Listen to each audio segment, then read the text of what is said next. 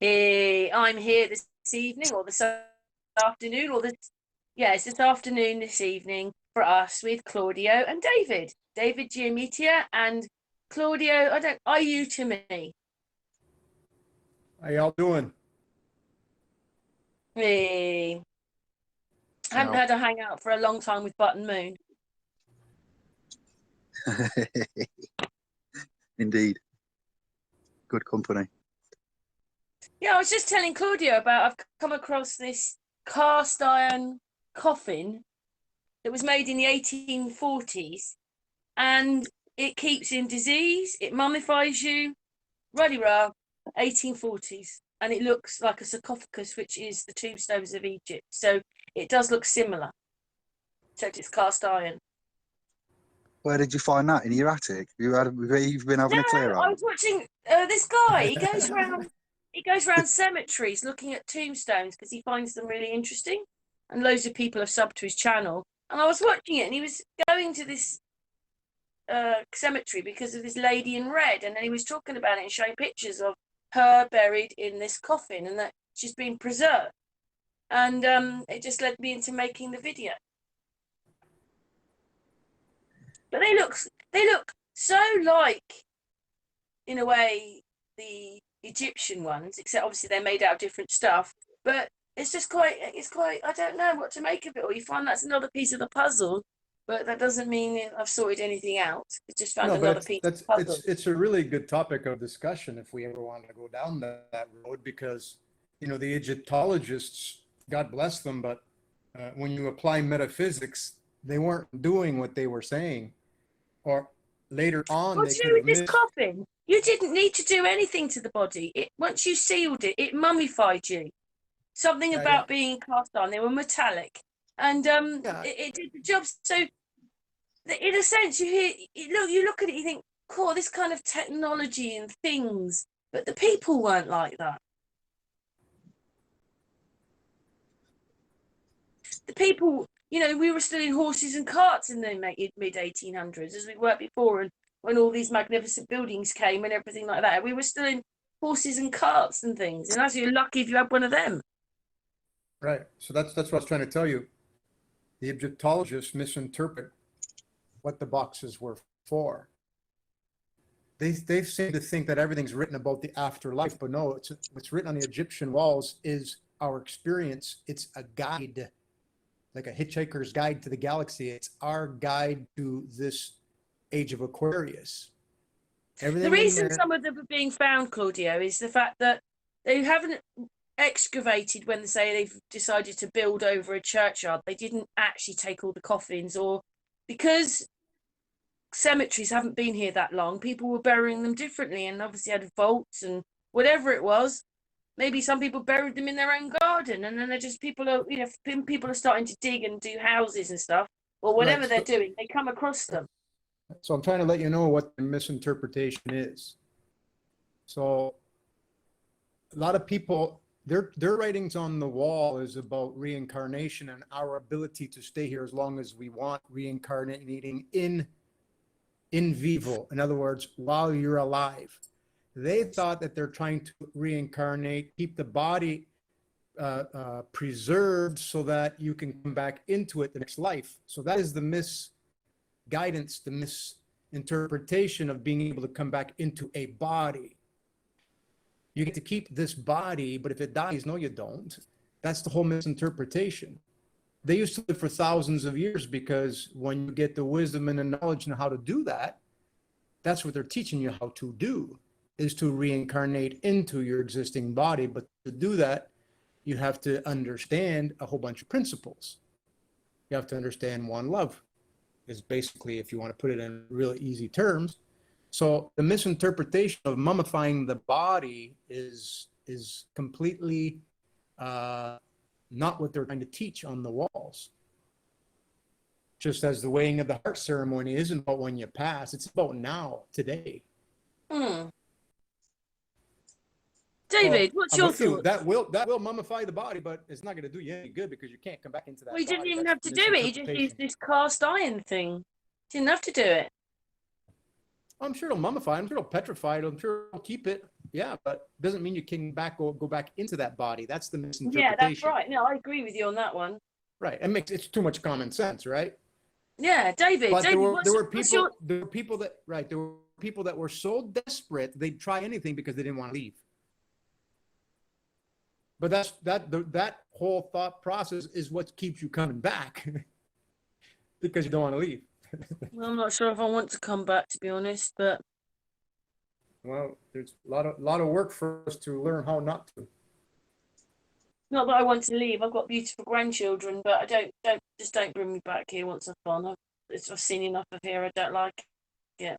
David, Yes. what's your thoughts then, my dear? I see you've got a nice little eagle there. Is that a Holy Roman Emperor eagle? Is that a different eagle? I'm on Ra. It's just yeah, I'm not paying homage to anything. It's just iconography of yeah, that topic that we're on now. So I'm on Ra. Ra being the sun god, Atum, Apep, Aten, even Aten from Akhenaten.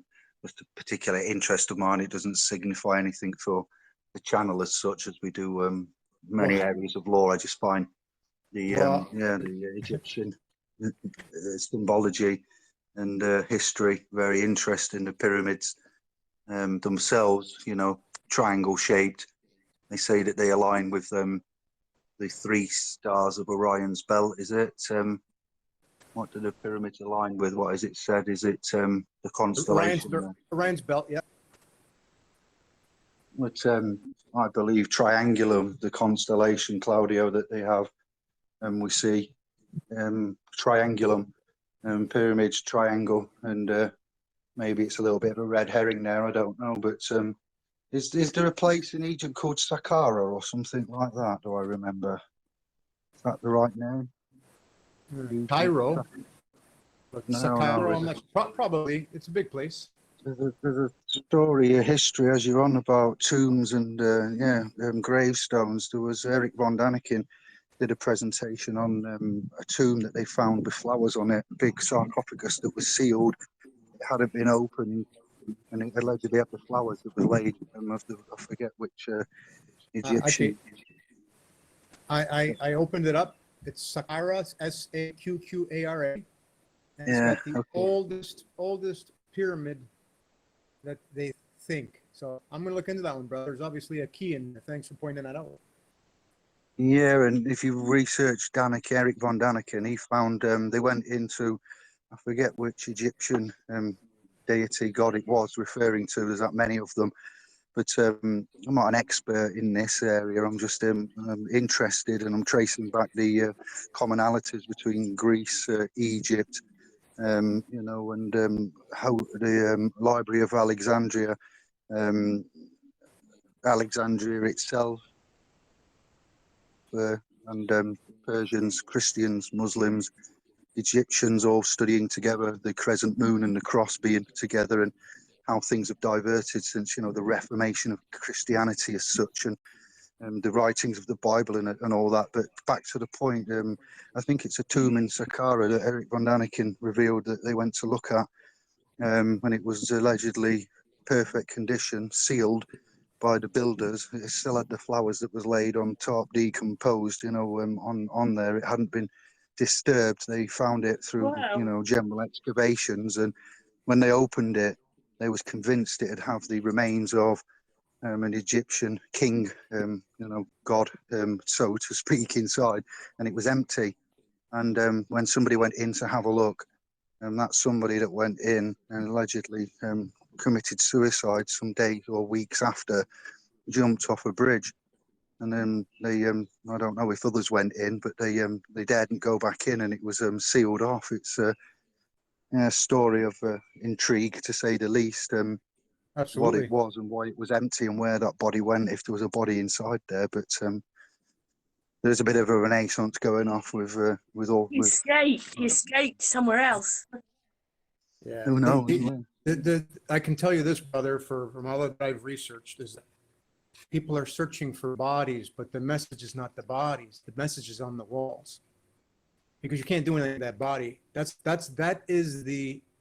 is complete, what they call agnosis.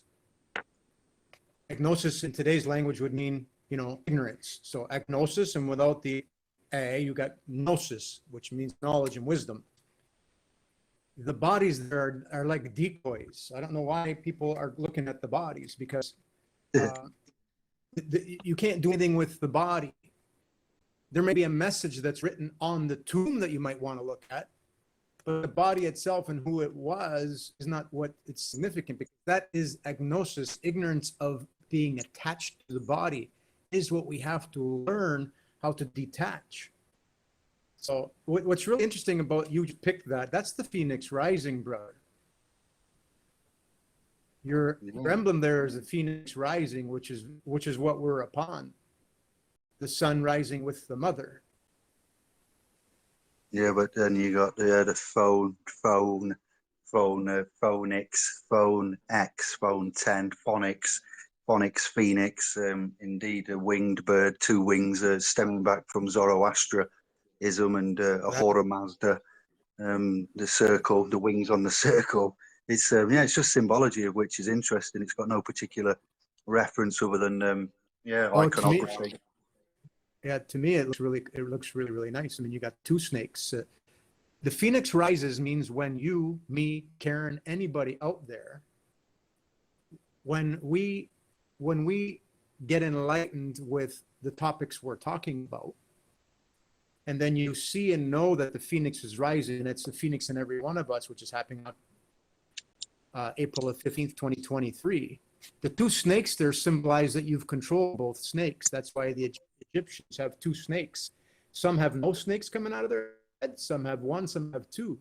The two means you've mastered quite a bit. And each one of them having an ankh on them, understanding the repeated dyings on the cross. This is very symbolic and very fitting for the time. So it's beautiful, brother. The meaning is really, really cool, because the phoenix rises up out of the ashes. This is the Ash Wednesday. And the story of the phoenix is that she dies for 3 days and then rises from the flames and the ashes. Well, that's what's going to happen with us. That's a bit sort of close to the Jesus thing, isn't it? 3 day.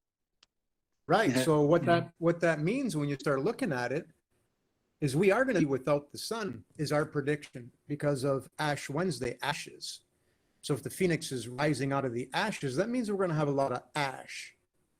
And in reality, we're practicing how to wear a mask for when we have too much ash in the air. So the phoenix rising out of the ashes, Ash Wednesday, not seeing the sun for 3 days, volcanic eruptions, because we predicted many in the past, going back and looking at it. In our first prediction on volcanic eruptions, we placed it on Facebook, the pre-prediction, and the prediction happened, the volcanic eruptions. So we're predicting more volcanic eruptions that are going to happen within July, August timeframe. So the signs are starting to show that to get ready. The lockdown is getting us practice to be indoors for when the Hail Mary starts coming. The hail, you know what hail is, right? It's just a bunch of ice falling from the sky. Well, when Mary comes back, the phoenix rising, it's going to hail, but it's going to hail from the Ash Wednesday, the phoenix rising from the ash. So if the Bible stories are all right and all the prophetics are all right, we're going to have a lot of ash. And meteorites are nothing more than, and we've proven it. Let me back up. So if I ever say I mean we've proven that meteorites. Everybody, because I get bits and pieces from everybody. Okay. Because these are not all my words. Some come from Santos, some come from Ken Wheeler, some come from you, some come from David. It's all of us. We're putting the pieces together. So meteorites, when you go look at, somebody finds a meteorite, there was a volcanic eruption. What happens is all that volcanic ash is really gaseous rock. So when it condenses, it falls. When it cools too fast, it's going to form big rocks. That's the same thing with ice. When we have water in there, it's no different. It's vapor. Vapor water, if it hits really, really, really cold, which is luminary, by the way, it's going to condense really fast and come down as hail, hence the Hail Mary. If you start listening to the words of the Hail Mary, it's about the phoenix rising and what's, the song Ashes, Ashes, We All Fall Down. that little ditty. There's a reason about that. All this is written on the Dendera in the Yeah, Egyptian see what you've walls. done, While David. people are looking at David, you see what you've done? Yeah, I do. Yeah, I do indeed. I've got many etymological root references for certain things, and X being 10 and so forth, and X and Y chromosomes, existential, X is tense. The cervix of the woman is to serve X, serve X. You know, there's a lot of parables, commonalities within. This is what we do, compare and look, and the etymological root references. Going back language-wise, and you know, Egyptian hieroglyphs themselves, and gnosis of all civilizations, and then looking at how that root language is carried through, and the Babel of Babylon that we now speak ever since they allegedly come down when they got annoyed with us. Babel, Tower of, you know, and confused the tongues. It's yeah, it is yeah, the bird phoenix, iPhone 10. Not that I'm advertising that, but phone X. Phone, you know, in itself, PH1, PH for phone, PHONE, could be PH1, that's phone for phonics, Phoenicians, ancient Hebrew, and phonics, you know, Phoenicians, deaf Phoenicians, deaf Phoenicians, the judge shouting in the court because you don't know the legalese he's talking to you with.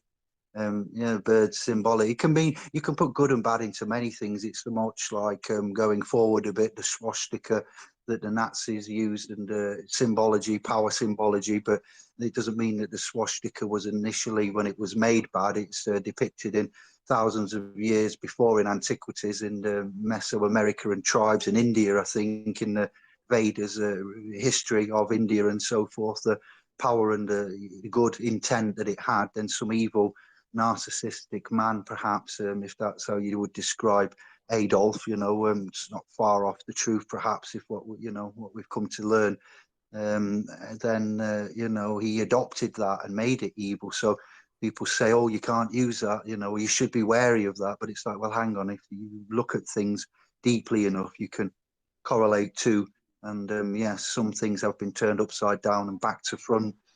Three stripes denoted, you know, symbology wise, there's three stripes, three, Trinity, you know, it's quite a good number. It's a magic number, but Adidas, go and keep in Germany in the theme, three stripes denotes a prisoner, you know, which is the Adidas, is the sports brand comes from that family. So, you know, anybody who's going to judge me and say anything, I hope you don't wear Adidas and depict yourself as a prisoner wearing three stripes. You could go endless amounts, and we can just agree to disagree on some things. But yeah, I like We all learn that, though, don't we, David? We start off thinking, oh, masonry. But when you actually find out a bit more history, in the 1800s, it wasn't what it is, what we perceive it today. Language evolves. It's a tool, yeah, it does evolve, and symbology is more, the numbers don't lie to us, the symbology. I'm not saying everybody wanted to be in it, maybe had to be a certain person, but whatever it wasn't what it is today. No, exactly. Freemasons were like they understood what the Egyptians knew. They understood what Da Vinci knew. They understood what all the great philosophers, philosophia, the study of phi and the relationship to one, the Freemasons, because they were freeing themselves, this embodiment, freeing themselves, as the Egyptians tell you, your materialistic being, your materialistic self. So that's why they were Freemasons. That's why the Mona is in there in the word Mason with an S. So yeah, Freemasons were real truthers. They were us in the past. Yeah. They took the symbology, thought they're controlling this realm, to which they're not. And it's, like you said, fall of Babylon. A lot of Babel going on. Bab, alas, check this, well, random, tedious link, because Hungarian in the family now, from my queen, they make a dish native to Magyar Hungary, which is called goulash. If you make it without meat and vegetables and you base it on beans, they call it a bab goulash, and bab is Hungarian for bean.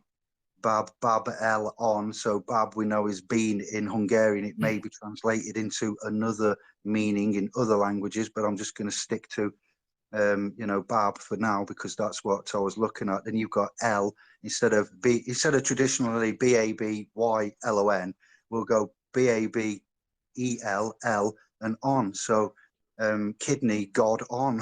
You can read into things too much. It's why I like the etymological references and root meanings are great, but the sonics of the phonics and the sonics of the word, you can say the word C, which means the letter C, or to see with your eyes, SEE, or SEA is in the oceanic sea. But when you see it written, you can distinguish which variant of the three we are referencing. But when you hear it out loud, it's one sound, but it's got three written. So it's very intricate, you know, writing in itself. And Bab L on, kidney, God on. It's just, you know, my mind's a scary place sometimes. I yield. Right. Right. It depends. Brother, you can take when we because you know we're using the alpha beta around the circle of 60, and there like for us it's undeniable that that's the way it stands unless somebody can show us something different, because that's the only thing we got to go on now, because we've tested all the different ones, but everything fits properly. The S from the T. Okay, they're one of four that have a hook on them. The I and the J, which are next to each other. Well, I and the J should be next to each other because 9 goes to 10. It's like a reincarnation. And the dot on top is just like a drop of water going up. Water comes in, one comes out. That's the mirror image. That's the embodiment, right? And the disembodiment.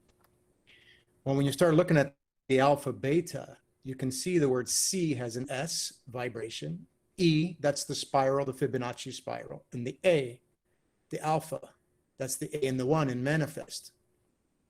So the C has got an A in manifest, water, whereas the C, that when we use both eyes, is that you have two vortexes, a left eye and a right eye, that they're each side of the brain. So when you start learning that each letter is a glyph, and words are really pages of books when you put a word together, because words are more sentences of pictures. So that's why one word seems similar to another word, but one letter changed and it has a different meaning, because that's what the Egyptians did. That's what the Egyptians talked in. They talked in glyphs. And the poor Egyptologists, they still think that those are phonetics. Being able to try to communicate and make those into vibrations is it's an okay thing, but that's not the true intention of it. The true intention of it is metaphysics and teaching. So each one of those letters makes sense when you wrap it around the circle of 60 and how it fits with the dendera. Yeah, the codex, I do like them, yeah. Yeah, it is a really good code, because the A is really made up of a 0 and a 1, and the B is now a 0, a 1 with another 1 on top. There's your 0, 1, 1. You, God, your image of God, and the physical being. 0, 1, 1 is the B. So you can keep going around that way, because they're really glyphs of stackings as well. Yeah. The F and the T are both the 6 letters, materialism. They're both 6 letters from the alpha and 6 letters from the omega. Yeah, so anyway, just thought I'd share a little bit of information.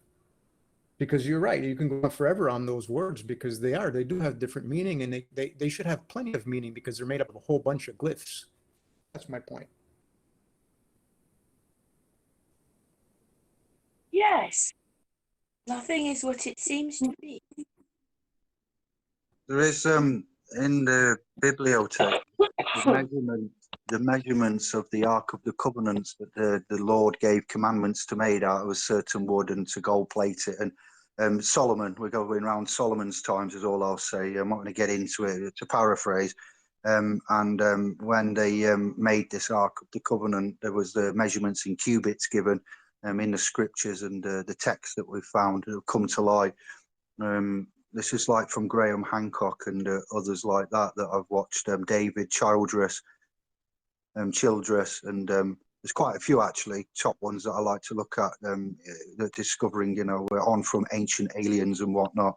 I forget the bald guy now with the Cockney accent. He's also excellent. But these measurements in cubits of the Ark of the Covenant, which are depicted in the Gospels and that to be built, it just so happens that some of the what would you call seraphim, the sarcophagus, and the structures in these empty structures that they found made of, non-indigenous rocks in Egypt are exactly the same size as you was to convert cubics into the measurements of what they are in meters and centimeters, metric lengths. And some of these empty seraphims or sarcophagus have got the exact same measurements as the Ark of the Covenant. And it's like with the pyramids and the mysteries surrounding them that aren't so much mysteries now, we're getting closer and closer over the time, over the years, not just from Eric von Daniken, but from others that, like I say, Hancock and Childress and the gang there. They've worked out that these granite being quartz crystal containing and conductive of sorts could be the power sources of Giza itself, emitting, as well as other such theories that have come out there. The discovery is fantastic at the minute. So at the moment, the jury's out. I like the fact, as I've said with history, about the monotheism, the worship of one God. In the scriptures, it says there are Elohim, and there was allegedly three. And you can see the prophets talking to the three Elohim underneath the creator. So you've got Lord God and then three Elohim, the sky gods, as Daniken puts it. And this is why I'm looking there, because then you've got Akhenaten that brings up Aten, Amen, Ra. I don't worship any type of deity or God such as God. I and the Father are one, so to speak. As I've done a good release today, I've just summarized the Bible in 90 minutes on my channel. You both, after this hangout, when you get time, look at the good news video that I've just put up. I've given what the good news is about the scriptures and the Bible, and I can prove. I'm getting asked questions by Christians and Muslims and non-white Anglo-Saxon Protestants about our evidence of life, essence, incarnation, our lawful status, standing, and capacity. And I'm happy to take criticism, praise and grumble, but I'm being asked by Christians, Catholics, Muslims, Rastafaris, quite a lot, a broad spectrum of the family are in listening to the fact we've got a universal non-sectarian remedy at law, and we're looking at the codes and the phonics and the sonics of the definitions of the phonetic text of Hebrew at the times, and Old Testament, New Testament. And in a nutshell, the good news is I put the chapter and verses in from the writings of the Testament to say why we think what we think and how we've interpreted some of the language and styles. We're not literalists. None of us, Karen, Claudio and I, you two and I aren't. We don't take things literally. We look at the deeper meaning, and we look at, as your works and videos on both your channels demonstrate, and Indiglo mine. Yeah, again, so the good news is that I can prove what I'm saying and why I say it, and our methodology within a lawful Abrahamic state, Islam, Judaism, and Christianity, but also incorporating, I've just mentioned about the sutras, in China, well, Buddhism, and the Shinto in Japan, and the scriptures, themselves, and the Quran for the, Middle East and so forth. So I've gone through and tried to tie up and tally up honorably and respectfully certain aspects of, teachings, wisdom, not my wisdom, but how we're interpreting it. And well, I've got my head's in a different place, to be fair. I just scrambled my tea down, my dinner, and then I come on this chat with you two. So I'm feeling quite positive about everything. And well, brother, nobody can touch what you've done with history, language, and law, man. I mean, I haven't seen anybody that knows how to break down going back, that someday to get back to the glyphs, which we're all trying to figure out, right? Nobody can touch you. I mean, you're freaking. That is so amazing, awesome. And synchronistically, I was just talking because we're involved. I'm involved in a spirit group where we talk spiritualism, and there's books that they read, and we go over, and we have we meet 2 days a week, but anyway, one is open, one is more structured.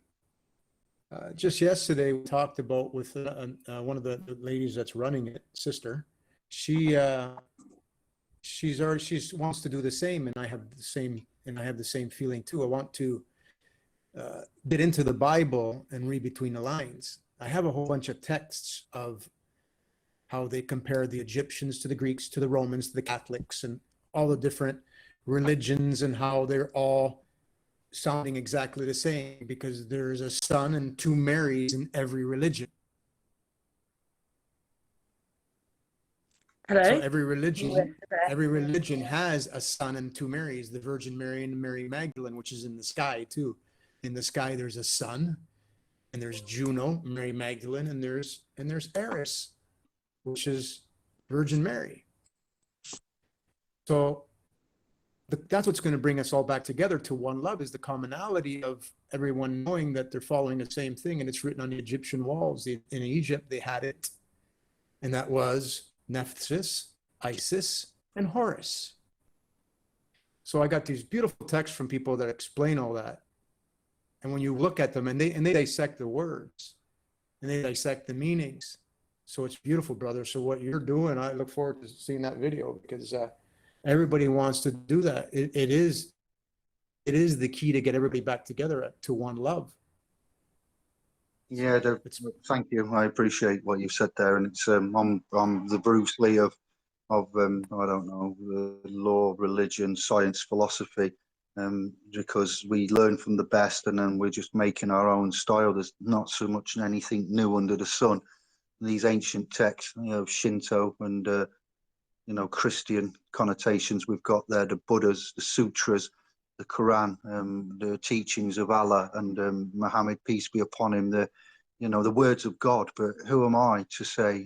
David is nobody to say, to judge. I'm not going to argue about this. All we're pointing out is that we're trying to find out which is the correct version, and we'll always end up in an argument in which the judge and the advocate, as I said today, are the same person. And you wouldn't want that in a court of law. In fact, you can't have that in a court of law. But I've been referencing, to be fair, I've now learnt it. It would be the 10th chapter of St. John, verse 30. There is a passage that says, "I and the Father are one." The Godhead is within. Ancient Mesoamerica, Incas, Aztecs, and etc. have known this. It's nothing new under the sun. It's just we've been diverted from, haven't we? And I'm using that on a lawful, because we've got legal things going, claims on us and legal liabilities, but we're not so much legal entities. We're not persons. We don't respect persons. We are man. Man is referenced in the Bible. The 1611 King James has been analysed and looked at, and the Lord, name of Lord God, and we have to go quite through trying to find the truth. It involves a lot of areas, doesn't it? Hebrew, I wasn't around then. I'm not an original Greek, and the languages and the things in the Testament, the scriptures, and the spirit of the Lord and the souls, and that we're looking for, divine discovery. What is the gospel? The gospel is good news, and I've released what the good news is in the gospel that the churches have suppressed. God is viewed as a celestial monarch, the celestial king, and over here on Anglo turf we've got the monarch ruling, and the church and the state are merged. But in America you have a republic, and the republic is separate, the church and the state there. So Anabaptists was mentioned the other night in a chat, and one of the girls had brought up the fact that she was looking. We were talking about what's her name now? Let me think. Helena Blavatsky, Crowley, Lovecraft, Manly P. Hall, and magic words and spelling, because it is spelling and cursive language and that. So we're tying in on our private Telegram chat yesterday, and she mentioned, I'll leave her private, but she mentioned something about Anabaptists, and it's a spiritual movement which came to the forefront of America and some other countries. If you do your research, they've found or promoting republics, and you've got Southern Ireland a republic, France is a republic, you've got the Republicans and the Democrats in America. Republics are not a monarchy.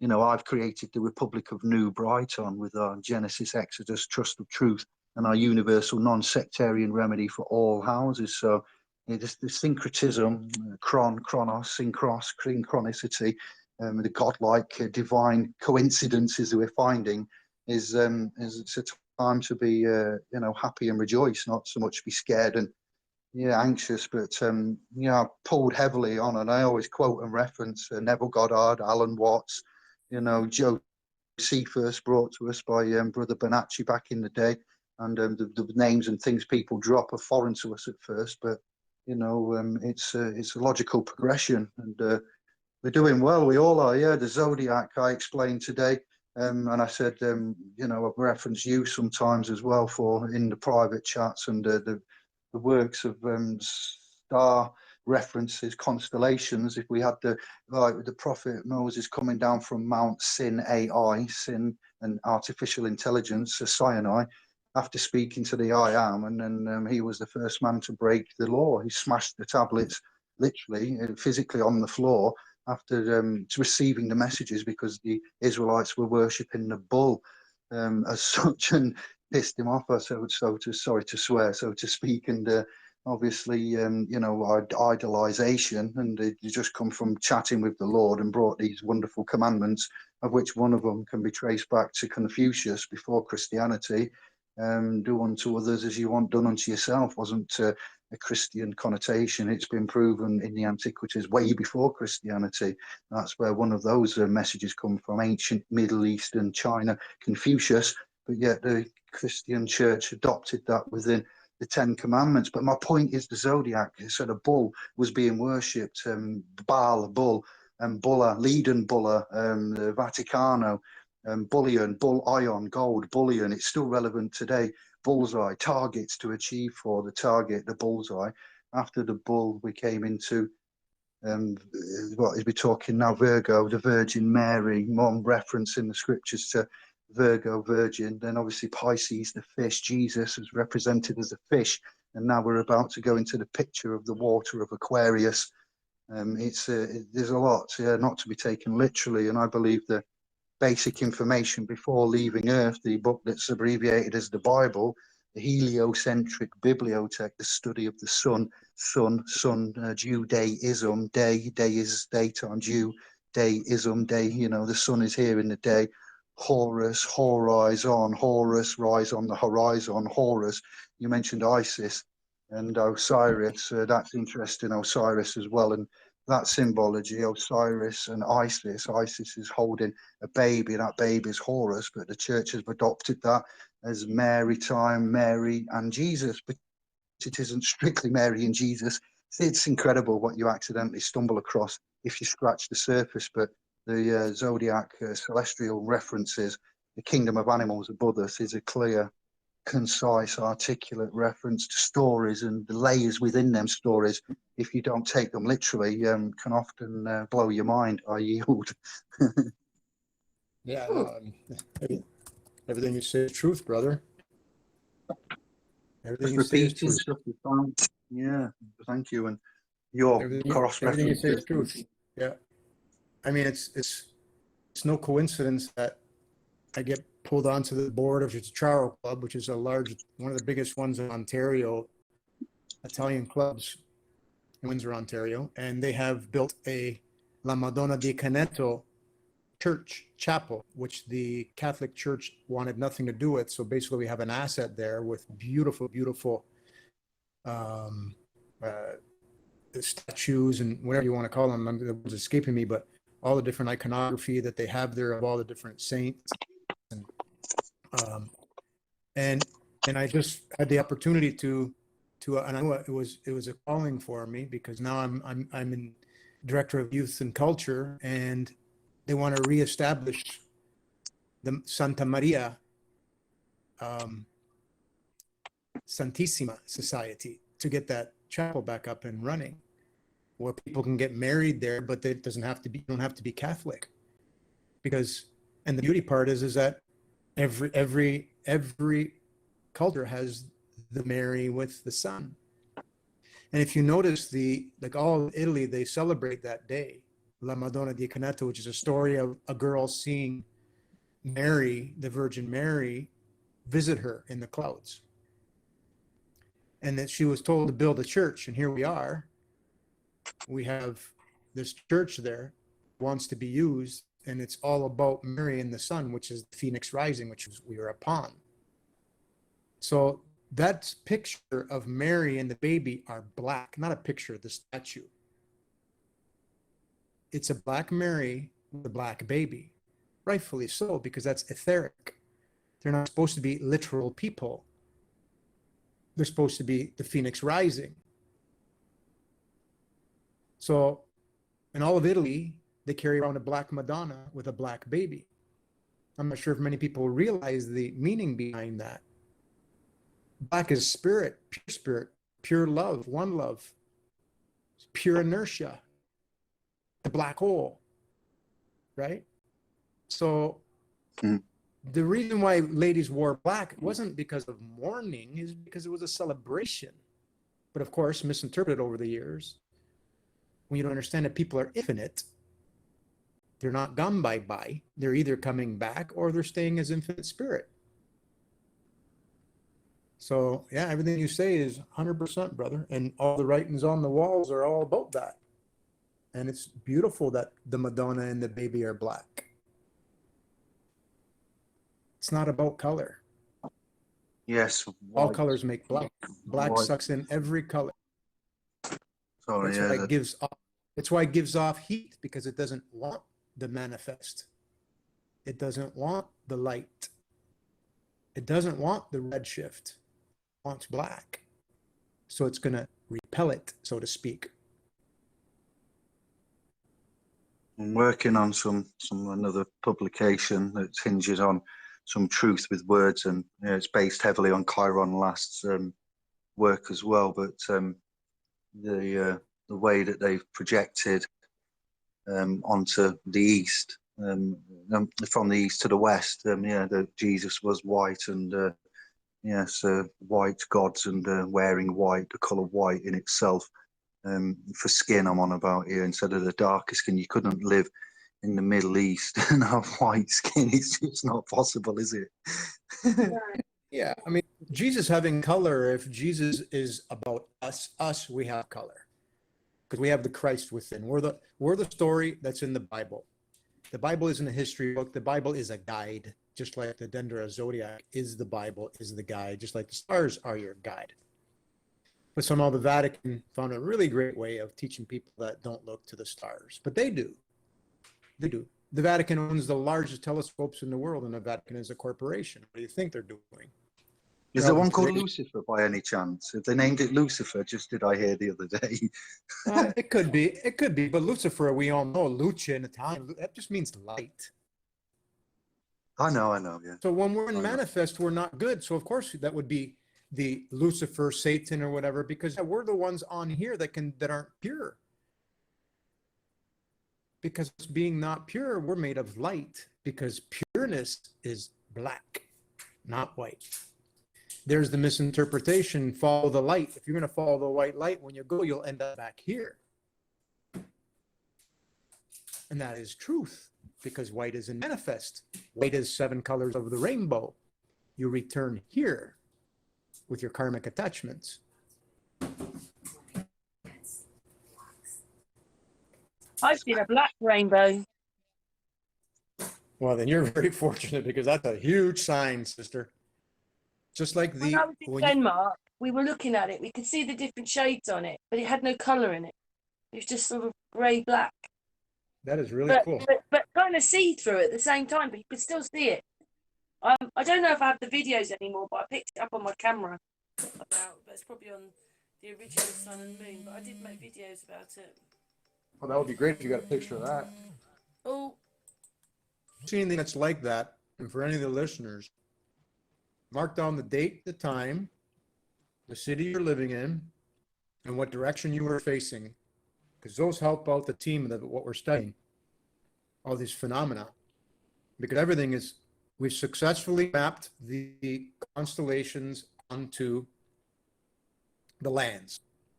And that is the ticket. That is the natal chart of when the there was no precession when the solstices align with zero precession, 0 point Aries. So that's the natal chart. That's the natal chart of the Earth. So when you want to see a volcanic eruption, you have to use the natal chart of the Earth. You got to put the stars back in their right spot. That's when the Earth was born last. That's when the age of Aries went into Pisces 2,000 years ago. That's why we lost our illumination and came for around in the Piscean age where we're mostly redshifted. Yeah. So anything you get like that, it will be very, very useful for us. We finally were able to figure out the where. The when was easy. Now the where is starting to come. We've got the where as far as longitude line. Latitude, we're starting to work it out, but we're thinking we're getting somewhere. What's the other one that you've worked out? What countries are in that one? No, every constellation maps out onto water or land. For example, Leo is Africa, where the lion is. Virgo is Egypt. That's where Isis is. Aries, the ram, okay, where the phoenix rises is United States. They have the phoenix rising in their symbol. Taurus is the eastern coast of United States and South America. Toro, the bull. Corona Australis lines up with Australia. New Zealand is the first land that's there in Capricorn, half goat, half water, half fish. Sorry, half fish, half goat, half in the water, half in the land, like a mermaid. Pisces and Aquarius are over the oceans there. It all lined up. So when you put it down that way, now predictive astrology gets really easy. Hence why we were able to predict that volcanic eruption at St. Vincent Island. We only knew of the line. We posted that on Facebook. Yeah. Our pre-prediction was on Facebook. It started erupting, and at the exact alignment that's there, they had a massive explosion. And that was pre-predicted by us. It's on Facebook. Well done. Kudos. Yeah, well done. So now we're doing the next one, because Juno brings out shingles. Shingles is an eruption on your skin. Oh, lo and behold, she's involved with the shingles of the earth, called volcanoes. Eruptions of the skin of the earth. So we got a really nice message from the red bud moon in Scorpio and Taurus, which represents the bull that everybody's supposed to adore, which is the earth and mother. And don't use the Scorpio that's across to take advantage of that earth and mother. So that red blood full moon eclipse that happened was in Taurus and Scorpio, hence the north and south nodes there. Most people are saying it's in the other one because they're using tropical. So it won't work. You can only be right 20 to 25% of the time when you use tropical. That's why they think that they got it. But now if you want to be right all the time, you got to use sidereal. Well, where the moon eclipse happened, that's where Juno is going to meet with South Node. She's going retrograde and then passing it again. That is the exact same thing that happens when you get shingles. She goes by either your Hygeia or your sun, you, because the sun is you, and when she comes back, you start feeling pain, and when she comes back across, you expulge. You start your eruptions of your skin. So we've done many shingles cases to prove that point, and we've done enough volcanoes of the past to prove the point. And now we're into the predicting one, so we can show the magic. So we can show the prophecies. Again, J.P. Morgan's famous quote, millionaires don't use astrology, billionaires do. So they can predict whether they have a really good astrologer or not, or they have a prophecy book, because this would have been easy. The prophecy is in, this whole thing that's happening to us is in the Dendera Zodiac. 100%. We've proven it. So if they have an astrologer, well, they missed the holy grail of the mother coming back, the phoenix rising with the sun, the new you, right? They missed that part, because if they would have got that part, they would have confessed a long time ago, brother. We wouldn't have to rely on you to do all that law, that beautiful law work you're doing, because they would have come to terms with it. But they missed it. They missed it. It's happening in the sky. The little is in the big. Aries, I found a connection, you know, like we have me and the words and the symbology and the etymological root references. Well, Aries, when you mentioned that, I found a secret Aries in a word, slapped me in the face, and it made me think of you. I thought, I must tell Claudio, and it's just returned back to me. The secret Aries. What word could contain secret Aries? It's almost there. I've almost given it you. Could you guess? Oh, wait. Secretaries. Okay. Easy. The secretaries, the secret Aries. Oh my, hang on a minute now. That accidentally happened the other day when I'm writing something and I misspelt it. I went secret Aries. It's secret Aries, and then obviously dictionaries, constabularies, Aries in itself. There's planets and the constellations in, you know, like galaxy, Mars, starburst. And Right. such things are. It's just crazy. And I'm like, secret Aries, Claudio. Yes, thank you. Because I'm going to think about that one. So now watch this. You take the word Aries and you have Eris. Yeah. Eris is Isis. Eris is arise. Aries is arise, where the phoenix rises. Eris and the sun arise in Aries on April 15th, 2023. The phoenix rising in the east, the true Easter, because that's the real Easter. This is what we've been celebrating. Now watch this. You know, what do they call in a man? The big head controls the little head, right? You know what that is? That's the Scorpio, right? I thought you were talking about the penis. Sorry. Right. That's a Scorpio. That's what your penis is represented by Scorpio. That's why it crossed from Taurus, the Earth Mother, because you have sex with the Earth and Mother to keep coming back repeatedly on this earth. See, I was right. Sex was in there. I was on the right line. Just little head, big head. Sex is all right. Yeah. Right. Watch this. Watch this now. When these volcanic eruptions happen, and when we're supposed to learn about the snake eating its tail and how a fucus separates that, happens in Scorpio, and it's Antares. Antares. Ant means not. So you have Aries and Antares, so the big head and the little head. So when Antares is related to Aries, the head, the way you think, splitting the head from its tail. The volcanic eruptions happen many times when Juno passes Antares. Not to mention, while all the study goes on, ants are literally crawling on me. Ants from Antares. The animals will give you those kind of signs. So I wanted to throw that one with you. Now I'm going to look up sectares. Because no, they all have meaning. We just lost meanings because we thought they were words, but they're not. They're actually glyphs. You got to take apart each letter, and they have meaning. Beautiful meaning. Of course, man made pictures that are not good with words, but there shouldn't be any not good images. That's what we have to learn.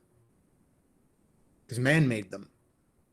Misinterpreting what the alpha beta really was, what the original iconography from all the ancients were, dating back to the Egyptians, right?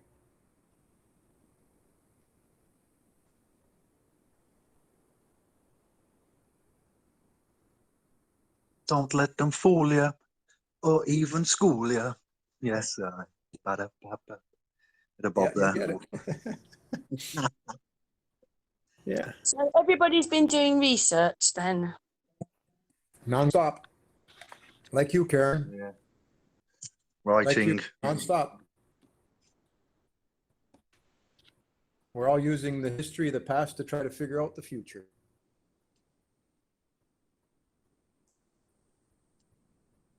But thanks to everybody's work, we get to piece it together. Or even what it means. And know the future. Yeah, exactly what it means, because there's messages there for us for now. Right. But there's a lot of misinterpretations that people can hang on to and run down that path. Not to say they can't find keys while they're there. But it's good to know the end game, the premise, so that you can sift through the waters. That is the story of Moses parting the waters, the muddy waters, the waters of misinterpretations, the muddy waters of things that don't serve you, don't serve the greater good of us being one with spirit again. That's the story of Moses. So and the Moses holding the staff is the Egyptians holding the Bennu bird, the waz stick, which is the W3S. Think about that one, W3S. So that's the staff, the Bennu bird, the phoenix rising, which is the great blue heron. That staff is the phoenix rising, representing that, because it shows you, you know how a tree will put up suckers or whatever, the branches that grow up really fast. That's where those come from, the tree of life. And they carve the Bennu bird out of that because they understand the phoenix rising, coming a new branch, a new you. So that's the staff that Moses was holding, because he has the wisdom to be able to part through the muddy waters, not literally, metaphysically.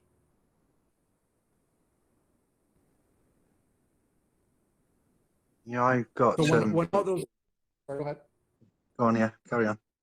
No, I was just going to say that's why the cardinals, bishops, whatever, they're holding a staff. They don't know why they're holding the staff. They don't know the real reason, because they would have to be enlightened to hold that staff. And if they were enlightened, they never let the Vatican get to where it was, so they're not enlightened. That's why when somebody tells me there's 32nd degree Masons, it can't be. They didn't pass 0. They never made it to grade 1. Can't be. They may know a whole bunch of rituals and things and knowledge that everybody shared, but they didn't know what they ultimately meant, because they never would have taken anything this far. Although they sit back and watch and observe, I'll give them that much. But the taking and the not sharing of the wisdom and the knowledge is karmic attachment for them now. I pray for them. Sorry, go ahead. Yeah, I got a correction that's just dawned on me, because I'm not in an alert frame of mind. But zodiac wise, the zodiac wheel, it would be, when I talked about the bull, worshipping the bull, that's indicative of Taurus. And to be correct, it would be Taurus.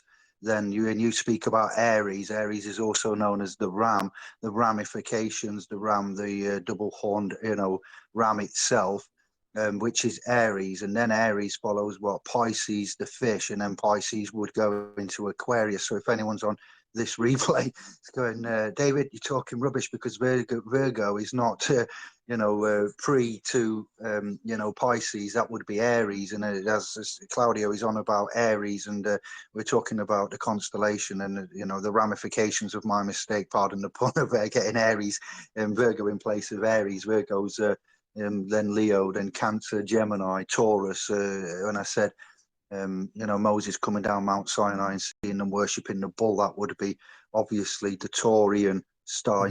When I say the bull, similar to the Bible. I didn't hear you. No, I just recalled my inner self was like, I've written that the age of the bull, Taurus, was ended 216 years early, roughly, to be taken over by the age of the ram, Aries.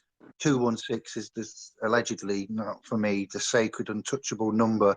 You research 216 in itself, of the all-seeing eye, as you're talking about, what you're leading on to. 216 is the sacred untouchable number of the all-seeing eye, Baphomet, Ra, etc. So where you see the Amun Ra, not only does it have connotations of Egyptian areas, historical, then Ra itself, Amen Ra, and R-A-H, and Ra star far right. There's a lot of ways you can look at that, but calamity and devastation. We're potentially off by 216 years. I found some text translated by Zachariah Sitchins, and with reference to Enki, Enlil, and floods and so forth. And it just come back to me then about, I needed to correct that for others that are familiar with the zodiac and so forth. And it doesn't quite go as I said at the beginning of this. And I'm very tired, and I'm just here for a casual chat. Please don't judge me and take me. No. I didn't even catch that. I didn't even catch that. You said that. I didn't even catch it. So. Oh, come back to me, yeah, like idiot. No, So, never mind. it's all good. I know. Everybody brother. can do a slip of the tongue. It's all good. So. That's why we say check out what we say. Use your own due diligence. It's all important, but when we put stuff down in writing, it's generally more accurate, and you go upon what we've put there. But No. I did a hangout full moon in Sagittarius before the 26th. I was under the impression it was on a day or two before, and it turns out, the South American one was a little bit, later, or it was visible in South America on the 26th, wasn't it, of May, the full moon in Sagittarius, the luminary eclipse. Aiming for it. Yeah. Yeah. I know it's not that important, brother, but the full moon was in Scorpio, brother. You're not in using Sagittarius. No, it was in Scorpio. No, hang on a second. You're using tropical. You're using tropical. You'll never get anywhere using that. You'll be right 25% of the time. Yeah. They're missing. No, that's the tropical system is the house system, is where the stars were aligned with the solstices. Okay, with the equinoxes. Sorry. So get it? Come on. Yeah, I know. Me too, right? Not much sleep. So if you're using tropical, then you won't be able to nail medical astrology. If we use tropical, because they're using tropical as motion. Tropical is the stationary house system, where house 1 is Aries. House 2 is Taurus. It is the Dendra zodiac. That is the birth, that is the natal chart of the Earth when we went from 0 point Aries and fell into Pisces, where we lost our brains. Remember, all of a sudden, all the books got burning, and now we became dumb again with the least amount of love. That is the true use of tropical, but that's it. You use it to look at the natal chart of the Earth. You then look for it as a deeper dive on your natal chart when you go do medical astrology and say, hey, man, I got people that have long-standing, not feeling good things with their limbs or something like that. That's going to be deeper rooted in a house. And it'll be, more than likely, it will be your 3rd house, which is Gemini. I've done enough medical astrology to prove that now. That's the proper way of using tropical. But using it where you look, if you grab an app and go look, brother, it's going to tell you it was in Scorpio. If you grab an app that points to the sky, it was in Scorpio. Everything right now that's happening is about Scorpio Taurus. See, this is why we need you. You are the wizard in this. I'm weak in this area. I learned from everybody, but the thing is that was consensus. And the reason why JP Morgan's millionaires don't use astrology, billionaires do, it's not that they are really good at it. They're using the right system. They've removed all the calendar games, and they're using the right system. They just forgot who Eris and Juno were. 2 Marys, the Virgin Mary and Mary Magdalene. So if you don't use that, none of the medical astrology will work. It'll work sometimes, but that's why there's so many different systems, is because if you can't get it right, who uses this versus that versus that? Using the Phoenix Rising of April 15th, 2023, we now know what a sidereal year is. You take the 203,813 Julian days, every time we get a new Phoenix Rising, you divide that by 558 years, which, oh, by the way, the story of the Phoenix Rising is, if you go look it up, it's about 500 something years. You get to 558, you divide that out, you get the real sidereal year, the one that everybody argues about what the date is. So Eris aligns with the sun, gives you the true calendar. And we're able to go back now and find every rising of the sun with Eris, and it exactly equals 203,813 Julian days. They don't use Julian days, and you get all NASA's games they've played, where they took away 10 days out of the calendar, or they added 10 days, excuse me. They stopped precession, so astronomers got precession, and they got 0 point Aries in the wrong spot, and then that's what gives more rise to the tropical being off. When you know all those things, now you know what they're using. How can it be all of a sudden that we're going into a pandemic, which we predicted? It's on YouTube well before it happened. How is it that they already had all these companies in place to deliver to your house? Well, they made a mistake because they thought they thought the age of, because they knew that it was going to happen near the age of Aquarius, which we're going into. We're not there yet. She marks that day in April 15th, 2023. They knew something was up because they thought the Y2K, year 2000, was going to be the age of Aquarius. So somebody went and patented the coronavirus in 2000. So that astrologer was wrong. They probably figured, well, just in case we're off, we better patent it. So these guys know, brother, and you can't do it right unless you use the proper things. Sidereal, Lahiri, equal house, and only 12 houses. There's no 13. So I just thought I'd share that with you because you can't get anywhere. You can't learn anything. You can't do medical astrology. You can't do predictive astrology. And we're proving it. And it's not an ego thing. We just want everybody to do it right and see how simple it is. That's why we do it for free. I've done 30, 40 medical astrology charts for free. They took a good 5, 6, 7 hours to go through and do one-on-ones with people to understand what they're going through and then show them when it's going to end. Predicted Kathy's earache twice, when it's going to peak and when it's going to end. And it did. So when you go for a round of antibiotics and they go, oh yeah, this was not working, here's another one. And then it goes away. You think, oh man, I got to get that one next time. Oh, it was going anyway. Claudio, Okay. Yeah. you passed the test. Well done. You are a wealth of knowledge. My weak area, I don't mind saying I'm very weak on that front, and I'm still learning. Grasshopper has much to learn. Indeed. No, it's Glad okay, we've got but you. Yeah, I'm a grasshopper too. I'm still learning. But watch this. 3 cankers I had now. IYou, the cleansing agent, is going through cancer. Not in tropical, she's not. I got 3 cankers. Canker, same word as cancer. I have my natal moon in Cancer in sidereal. They're transiting. IYou goes once over, back in retrograde, and a 3rd time over, and I got 3 canker sores, each on the full moon. Wow. That doesn't work in tropical. Cancer is the stomach, and nobody will disagree with that. Scientists will tell you that. We've got to live our life, though, as it comes, rather than just thinking. I mean, usually it's retrospect when you get books or you've got things you can always go back in history and then you can work it out even more. But we're living in the moment, aren't we? Exactly. But people can't live in the moment. You can tell them why, because they're stuck on why are things happening to them. When you show them the magic, why things are happening to them, it's because the stars are trying to get your attention. You're just cleansing. They're taking out all the not good things that happen to you. That's the story of Santa Claus. You better be good.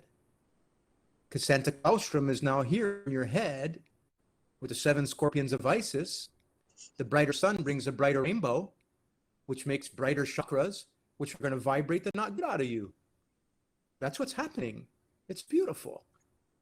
So yes, the only way to live in the moment is don't be stuck on your cleanses. Don't be stuck on your cleanses. Don't be stuck watching the news. Understand that we're going into a Phoenix rising, going into the age of Aquarius, and sit back and observe. Dear me, sneezing and coughing. Right. Bless you. Yeah, thank you. We've been going for 1 hour and 10 minutes. Do you want to round off? Right, it's been a great chat, because obviously David said, what are we talking about? Well, you did very good for 1 hour and 10 minutes. That was quick. I'd like to say, if you haven't checked out Brother David's SPLS Pro, to go check it out, because second to none the work he's doing, man. It's he's got Like every time I go look back at my phone on some of the groups, there's 500 different messages. People are just chatting away on his groups, and man, they're learning so much, and he's helping so many people with the right law, getting it back to the spiritual law, the common law, getting us back to, and he can talk about all the different types of laws that get you there, and understands all the games that have been played. So if you haven't seen him, please go check him out, because he's done fantastic, beautiful work. David, do you want to say what that is? If people want to find you. Yeah, we've got, we'll give you the links for our public Telegram chat. We've obviously got a private, we're not obviously, now Claudio has mentioned that, we have a foundation educational trust that we educate through. We're not lawyers, we're not barristers, we're not legal in any way, we're lawful. So we have a private domain, we've got a public Facebook trust you can frequent, a public Telegram group, and there's a 200 Facebook one if people want to find you.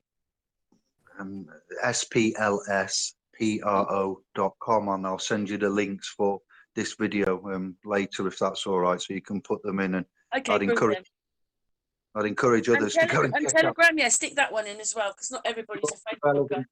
When you put the links in, carry on. Oh, okay. Thank you. When you put the links in in the description for this video with our YouTubes and our accounts, channels, and yeah, I'll pass them over to put in. So I'd encourage others to go in to look at Claudio's videos as well. And as you can see, Claudio, tell us where people can find you if they want to know more about what you're saying as well. Yeah, I'm on Facebook. I'm just my name. You'll always find Claudio Silvaggi, Claudio Silvaggi. That's on YouTube and on Facebook. And I have a website, IYou.com. So yeah, IYou helps as well.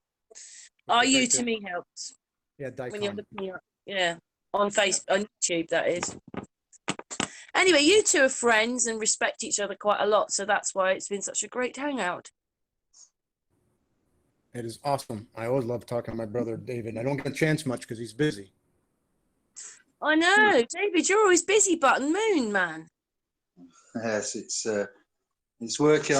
We're stopping, we're slowing down. It's getting less busy, but I don't stand still. No, I've always got time for famine, for these chats and so forth, and meeting up and hangouts. I did message Claudio today an hour before, yeah, because he'd messaged me, but we need to make more time for one another. I'm immersed. Yeah, remember we did the other hangout and you said there'd be more parts. What was that one? I re-uploaded it a few weeks ago. Okay. Yeah. Hang on, I'll tell you which one it is, because it's on the. You were going to do a bit more about that one. I'm going to tell you what it is in just a second. So let me go to the channel. I can't remember exactly what it's called. You'll go, oh, that one.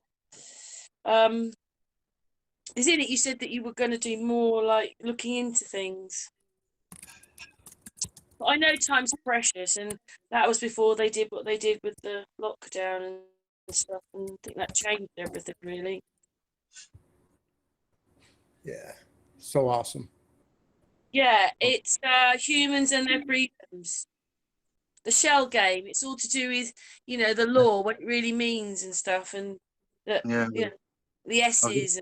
I've just condensed the Bible into 90 minutes and given out the key secrets of it. So I'm happy to say we have, yeah, I am doing, Indiglow's got the good news, E.L.E.I, and the divine, you know, messages that I've got there as we are in an age of mess. This age is very messy, pardon the pun there, but that's what I mean. I've given a divine disclosure message from either sage of the ages with the message in this age of mess. So yeah, it's you know, the good news has been brought to everybody. We are, as you two already know. I like our hangouts that we have together because, you know, both of you are very intelligent men and like your stuff, work really hard, stick with it, keep going, finding new stuff. I love it. Both of you are brilliant. Thank you very much for all the research that you do. And thank you, Karen, for all the research you're doing, because there's always bits and pieces we always all going to pick up, right? So it's a beautiful thing. Yeah. It's a great team. Amen to that, yeah. Where did you post that Bible video, brother? It's on the latest video on Indiglow. I've put it into my biblio-heliocentric Bibliotech playlist, so you'll find Indiglow's latest live video today. On YouTube? Yeah, the Good News E.L.E.I. Yeah, Divine yeah. Disclosure message. Yeah, it's there. It's only All right. 90 minutes. I've explained and given out the key parts of the Bible. I'm going to get some great criticism. I can't wait for it. I enjoy it and I welcome it. But also, I'm going to get some praise from others about the content of that, and it's based on Neville What's the Goddard. title? What's the title of it? I'm trying to find it. What's the title of it? SPLSpro.com, The Good News. And then it's got the evidence, life, essence, incarnation, E.L.E.I, abbreviated, divine disclosure message, I do believe. Is that? Are you Yeah. talking No, I about can't your find it. Okay, Facebook group? I'll if you send me a link after, if you could. No, I've decoded the Bible and told you what the core principality of it all is about the Father, God. Yeah, I'd love to hear it. It's 90 minutes and it's the shortest version I could do. It's about 16 pages, what I've read out there, and I've given you lots of chapter and verses, everything I rely upon to stand at law, as we do, and what we say about the Bible and Catholicism. I've brought in the Quran, you know, Buddhism, the texts of Shinto, quite a lot of areas within, you know, respectfully. And I'm happy to say that if you listen to that, you will find out, you know, what the good news is, and you know, gospel in itself can be viewed as good news. So, yeah, David, Psalms you is better mentioned. give me the link for that one as well, and I'll put that in the description of the Hangout. I'll do it after this chat. My angel, yes, indeed. Well, do Thank we you. just for this Hangout stop talking, like say goodbye, and then obviously you two will carry on talking for a bit longer, privately? Whatever you want, yeah. My queen has come home. Yeah, I've got to do something Well, for 5 her. more minutes. But we'll finish the Yeah. Hangout, but we'll just talk for a few minutes before you go. But Claudio, mwah, David, mwah, chat room, mwah. So everybody, thank you. Thanks, Karen. Thank you.